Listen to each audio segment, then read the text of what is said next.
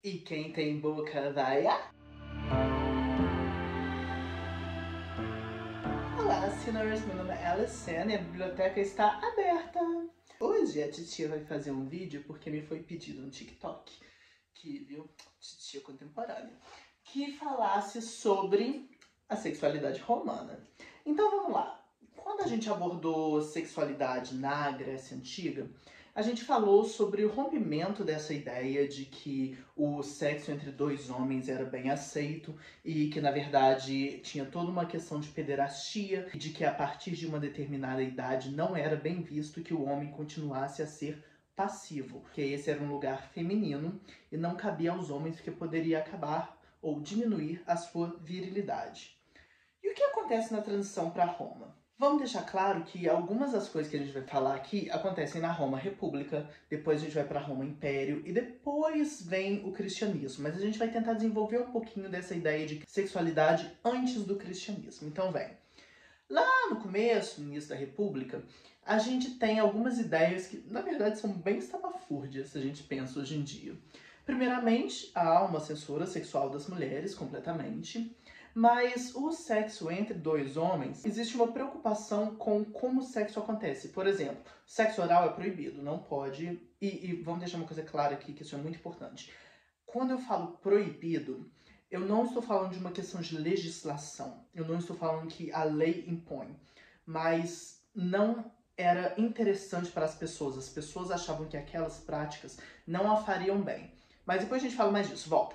Então, a gente tem uma ideia de que o sexo deveria ser penetrativo. A gente tem uma imagem sexual muito relacionada à penetração, né? Então, muito fálica. E alguns pontos interessantes é que o incesto não era admitível apenas entre pai e filho ou pai e filha, mas entre irmãos podia, entre dois irmãos homem. Então, eram umas ideias que hoje em dia a gente olha e fala: ah, o quê? Mas Roma antiga, né? E aí, a grande questão ali era que a gente sai de um lugar em que ser passivo é ruim e ponto, para um momento em que as posições das pessoas envolvidas na relação sexual dependia de uma questão de classe e de percepção. Ou seja, não era bem visto que um homem mais velho fosse passivo para um homem que tem menos riqueza que ele. Mas era bem visto que se fosse passivo para alguém em uma classe social maior. Por quê? Porque o passivo é o receptivo, né?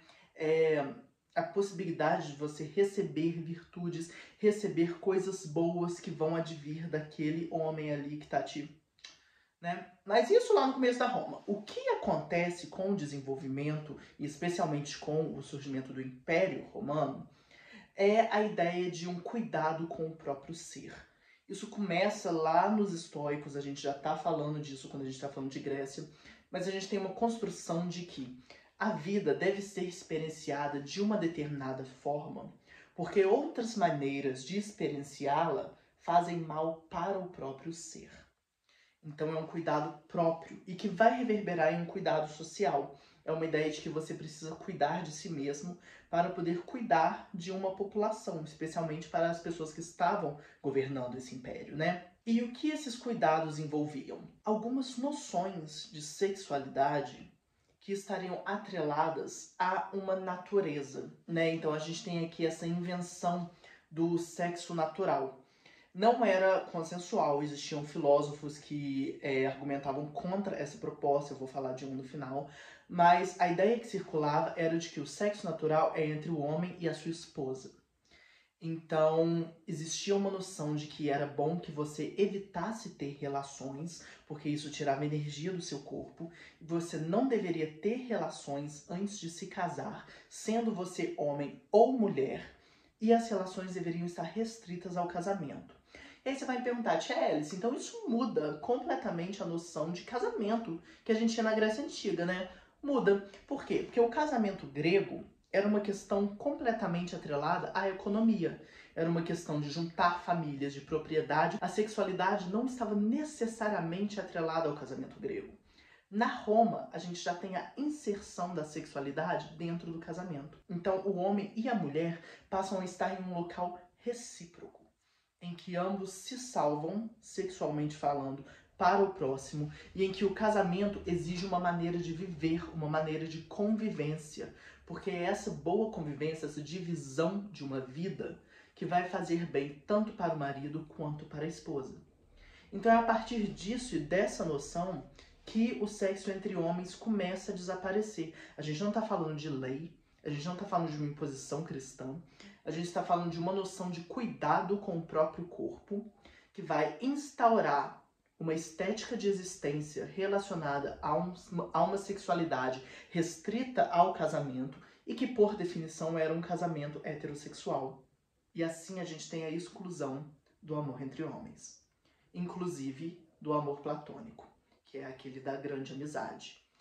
E então o que acontece com o relacionamento entre homens? Ele vai ocupar um lugar de amizade, de laços e especialmente de laços afetivos isentos de sexo, porque o sexo estava atrelado apenas à mulher.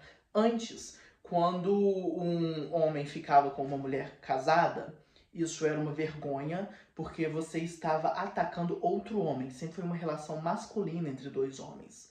A partir do momento da criação dessa estética de existência no casamento heterossexual, a traição já passa a ocupar um outro lugar, que é o lugar de você estar fazendo mal para a sua existência, para a sua vivência com essa pessoa com quem você deveria estar compartilhando a vida. Seja essa traição com uma mulher ou com outro homem. E o que acontece com o amor entre homens? Todo mundo concordou com isso? Não. Alguns filósofos, inclusive, argumentavam que sim, o sexo entre homem e mulher é natural, porque é o que os animais fazem, e é porque a gente precisa disso para procriar, e a gente já começa a ter uma noção de sexo associado à procriação. Mas o ser humano não é um ser natural, o ser humano é um ser cultural. E na cultura, as pessoas que amam e as pessoas que desenvolvem a sua sexualidade e esses laços afetuosos são os homens. Então, o sexo entre dois homens deveria ser melhor aceito do que o sexo entre um homem e uma mulher, porque é entre os dois seres culturais. É esse desenvolvimento de uma cultura que apenas o ser humano pode conseguir. Então, a gente tem outras perspectivas, mas é essa grande noção de, vamos lá, resumão, cuidado do próprio corpo, relacionado a uma estética de existência que envolve um casamento recíproco e que, portanto, exclui a possibilidade de sexo além desse casamento e, portanto, com outros homens, que vai levar a essa construção de austeridade romana, a esse conservadorismo romano. Agora, a gente tem que prestar atenção que isso é muito diferente do que acontece no cristianismo. Porque, embora a gente tenha aqui a formação do pensamento que vai continuar, né, que vai persistir dentro da estética de existência cristã, a gente precisa perceber que a gente não está falando de pecado, que não há condenação, que não há lei, que não há uma proibição de você realmente não pode fazer isso, porque o cristianismo vai proibir o sexo homossexual, certo? Isso não tinha acontecido. O cristianismo vai postular que o sexo é uma coisa ruim, por definição. E não é isso que está acontecendo na Roma. O sexo é uma coisa boa. É uma coisa que vai, inclusive, melhorar esse relacionamento entre o marido e a esposa. Então, embora a gente possa entender esse surgimento desse pensamento aqui, a gente tem que prestar atenção para não achar que eram os mesmos preceitos do cristianismo. Então, vamos lá, para fechar o vídeo, uma reposição histórica aqui rapidinho. Grécia Antiga, a gente tem o casamento enquanto uma instituição econômica e os homens tinham sexo entre si, embora ser passivo não era bem visto a partir de uma determinada idade, porque poderia tirar a virilidade dos homens, e os homens poderiam ter amantes e trair suas mulheres porque a sexualidade não estava atrelada ao casamento. Pum, pum, pum, Roma. O que acontece em Roma é uma estética de existência entendida como um relacionamento recíproco dentro do casamento, em que tanto o homem quanto a mulher deveriam restringir a sua atividade sexual tanto antes quanto durante a vida juntos ao seu parceiro. Então, por causa disso, o sexo entre dois homens passa a ser impossível e mal visto, porque faria mal para a própria pessoa, porque fere o próprio ser devido a essa concepção de estética da existência.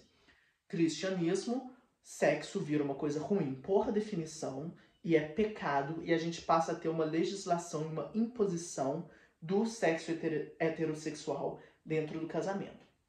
Então fizemos aqui um resumão da história da sexualidade. E vídeo que vem a gente fala de uma coisa que não tem nada a ver, embora ainda tenha gay, tá? Então beijo.